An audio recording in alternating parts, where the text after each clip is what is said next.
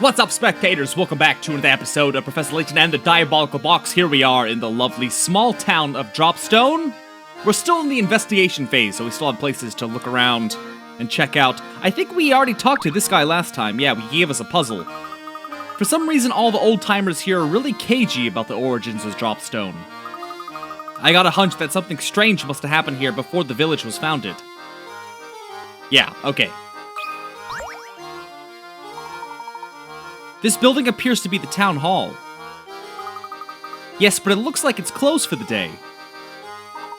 Well, they probably want to give everyone a chance to enjoy today's festivities. Luke, this reminds me of a puzzle set in front of a town hall like this one. Care to give it a go? No. I want to know what's going on, giving me these puzzles. Number 47. 3 people at odds with one another are running for mayor in the upcoming town election. Including these 3 candidates, the town has a voter population of 40 people. In order to win, a candidate must get more votes than any other candidate. If each of the 40 voters casts a single vote, and every vote is recognized, what is the fewest number of votes a candidate needs to secure victory with certainty? And there are how many candidates? 3? Okay. What if it's split between, let's see here.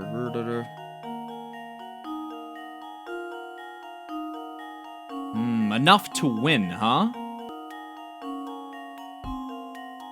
Okay, so if there are, there are 3 people, 40 voters. You would need more than half the votes, which is 20 votes, 20 voters. 21? No, assuming each candidate can vote as well, that's 3. 40 minus 3 is 37. So if you get half of 37, that's 17 and a half, right? Wait, no, is that 18?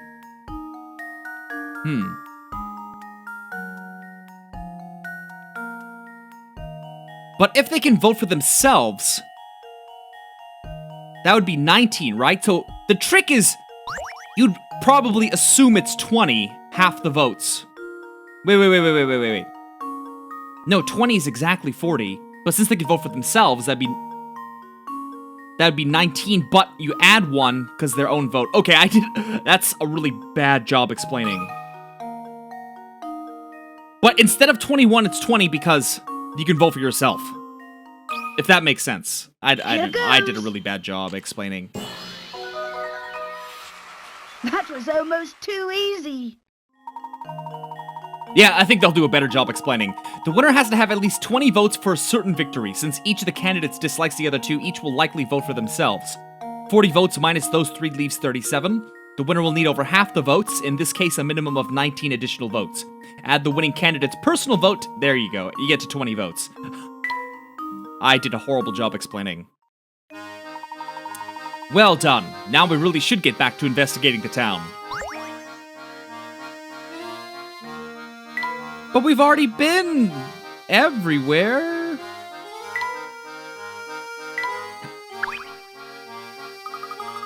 There's some more booths over to the right. Let's see what kind of stuff they have going on. To the right? I thought we already... Oh, we haven't been here at all. Look at those gigantic cow balloons. It looks like the villagers are setting up for the livestock competition. Livestock competition. That sounds like fun. Yes, I'd certainly like to see the competition myself, but it doesn't appear quite ready to start yet. While we're waiting, can we go see more of the village? Certainly, we can return later when the competition commences. Yay! They decide to walk around until the livestock competition starts. We've already been walking around, man! Wander until the competition. Oh, now we can go left. I see. I'd never forget a face, and I don't know any of yours. You must be from the Voluntary Express. Since you're new to town, let me clue you in to a few key facts about Dropstone. I know you're interested, so don't act all bashful and reserved on my account. Listen, if you know one name in Dropstone, make sure it's Mr. Anderson's. Not only is the fellow swimming in money, he pretty much runs Dropstone. But he's a swell guy who treats everyone with respect, even the mailman. That'd be me, by the way. Parcel the mailman. I always say you can tell a heck of a lot about people by the way they treat their local mail carrier. But even nice guys like him have troubles. I hear he spends all his time fretting about his daughter. This guy's a real gossip. Because we haven't even started a conversation. Layton is just sitting there going, this guy's a real gossip. That reminds me, I just saw a pair of unusual characters head up toward Mr. Anderson's house. The two said they were police from London, but something about them seemed downright fishy. Two people, huh? Are you referring to Inspector Kelmy and his assistant? Kelmy, you say? That sounds right. He said he had official police business. Said he needed to see Mr. Anderson. What possible connection could there be between Mr. Anderson and the Elysian Box? Well, it seems that Mr. Anderson serves as the head of this community. It's only natural that he'd know about who that passes through this area. He's a big fish, all right. You're right on the money about that. Heck, even the owner of the Voluntary Express stops in to pay him a visit when he's in town. Yes, I bet those two officers are being waited on like knights at Mr. Anderson's. Oh, like kings, knights. But enough chit-chat. We got a festival going on now, so go have some fun. Telling me when to have fun? No! Oh, look at the cute little store. Oh, okay. I can't see the harm in it. Let's go have a look.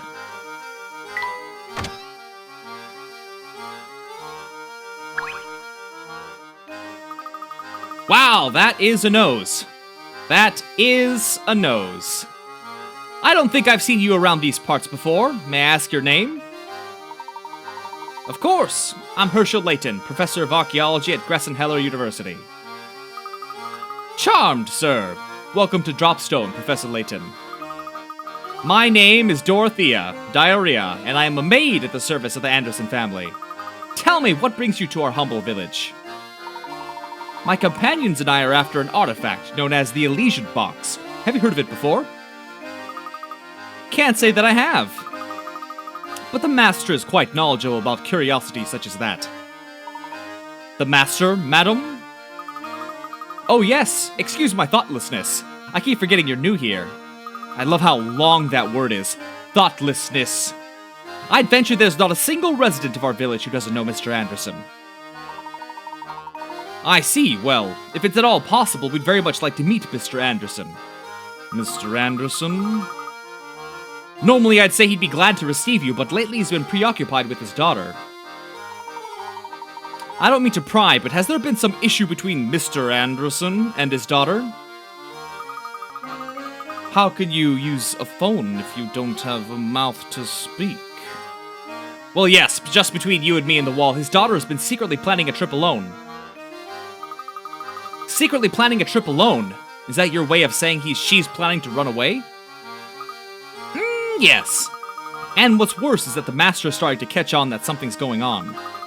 But after much talk, we servants have decided to cheerfully see the Master's young daughter off. So you're in support of allowing this girl to go off on her own. Why is that? Because the purpose of the trip is to fulfill the last request of the young lady's late grandmother. I see. May I inquire as to what that last request was?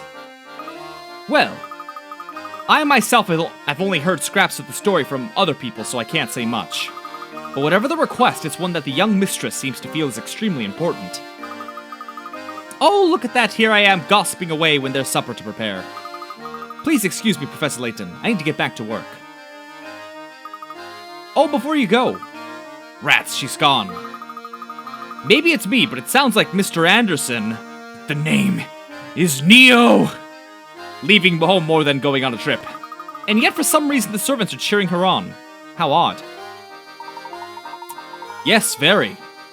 And think about the consequences should Mr. Anderson find out what's been going on.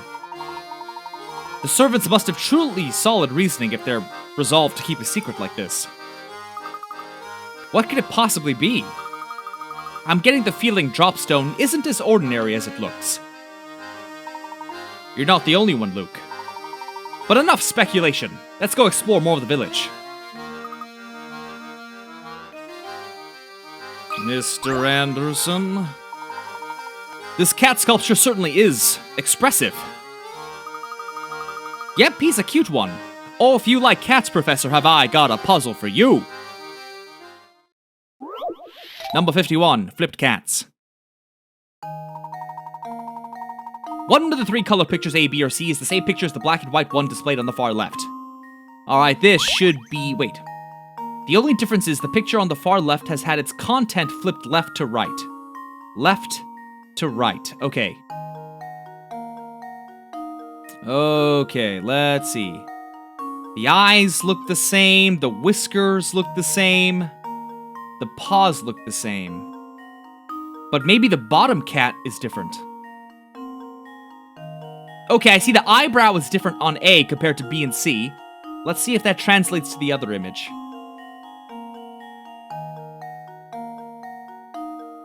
So it's not A, so it's either B or C.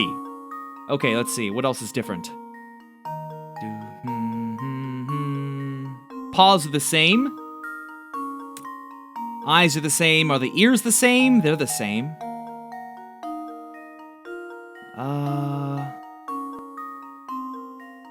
The tongue is the same.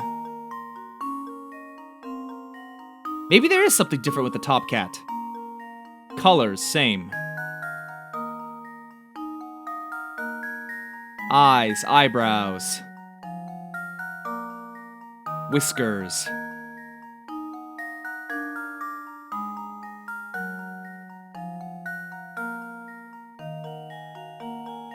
Okay, I do see that the middle line is larger or wider in B, and that's what matches picture A, so it's B. Consider this puzzle solved. A true gentleman leaves no puzzle unsolved. Good eye. B is the picture you're looking for. The other two pictures are identical, save for the cat's eyebrows in A and the pattern of the lines in background C. Yes! You always make it look so easy! It's 'cause I got the brains. 'Cause I'm so smarts.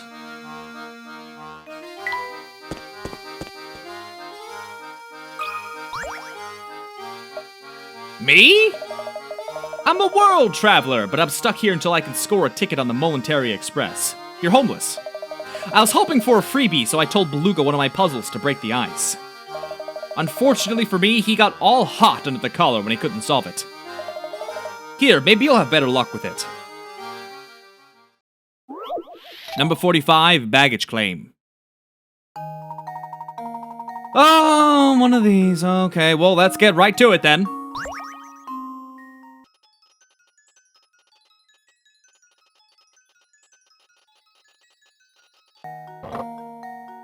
Haha! That was actually a lot easier than I thought it'd be. Theory. Huh. Wonderful. I mean, those usually take me like 400 moves, so doing it under 50 is pretty good. I'm kind of a beast.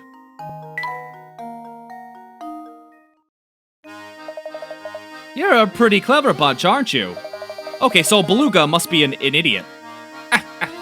With folks like you around, we might actually solve the mystery of the Momentary Express. People say that the train occasionally makes a stop at a phantom town found on no map. Could just be a wild rumor, though. Who knows? An unplotted town? Wow, I wonder if that's true. Like Dropstone?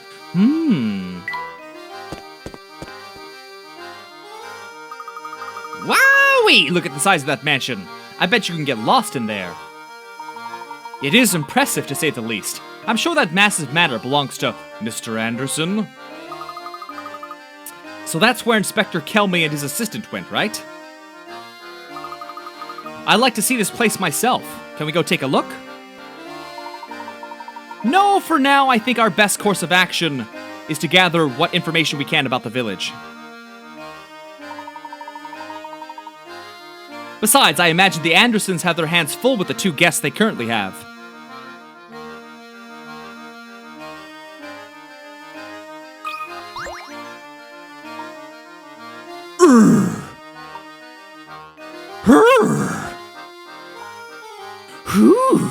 This guy's taking a dump.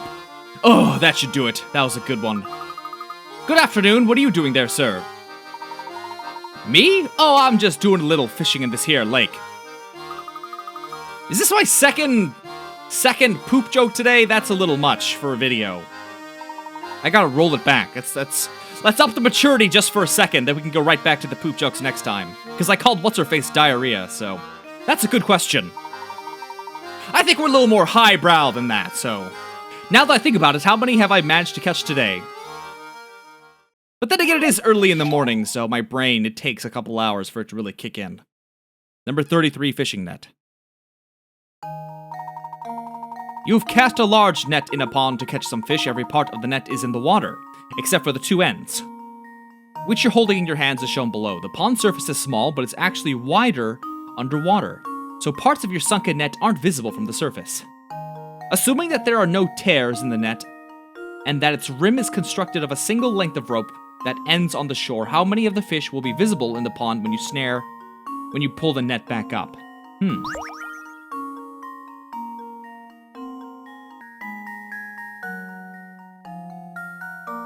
So that's 1, 2, 3, 1, 2, 3, 4, 5, 6, 7? I think that's 7 fish. That was a terrible 7. Just leave it to me. Layton's apprentice strikes again. That's right, to solve this puzzle, you need to imagine how the unseen parts of the net connect. Yes. Woohoo! What a haul! Tonight I feast like a king. And it's been pretty close to 20 minutes, so I'm going to end this video here. I know we haven't done a whole lot besides explore the bit of a town. But, I mean, next time we'll still be wandering, but we'll probably at least get to the competition. So, stay tuned for the next one! And thanks for watching. Bye-bye!